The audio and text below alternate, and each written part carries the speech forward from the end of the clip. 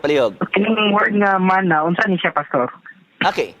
Ang word nga mana igsoon gikuha na siya didto sa gitawag nato og mana didto sa Exodus kapitulo 16. O kanang word nga mana daghan na siya og mga kahulugan ni igsoon. Kanang word nga gitawag nato og mana.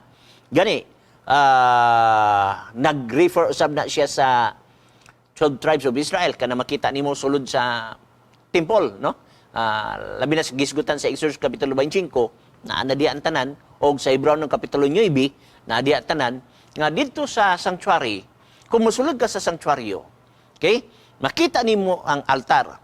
Kung musulod pa gyud ka dito sa first apartment, kaya duha man ka apartment ang sanctuary, ang first o ang second, ang first igsoon, igsulod nimo sa first, makita nimo diha sa right side ang lamisa nga diin naa diha ang 12 ka tinapay. Okay? Unya, ang diha usab sa wala, makita nimo ang gitawag nato og lampstand. Ang tinapay igsoon nagahisgot usab na og ga-refer kay 12 siya sa 12 tribes of Israel. Na kanang tinapay usab igsoon, kung imong tan-aw ng New Testament, ga-refer usab na sa kang Jesus Christ. So meaning to say igsoon, ang ato nga pagpangalagad nasandig lamang diha kang Jesus Christ. Kay unsa may tinapay, di ba? Ang tinapay is carbohydrates.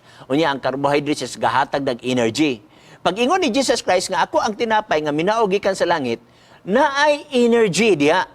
Ang spiritual nga tinapay naghatag ani og spiritual energy nga walay makasaka didto sa langit gawas lamang diha kang Jesus Christ nga mao ang tinapay nga minaog gikan sa langit, which is mao ang atong spiritual energy.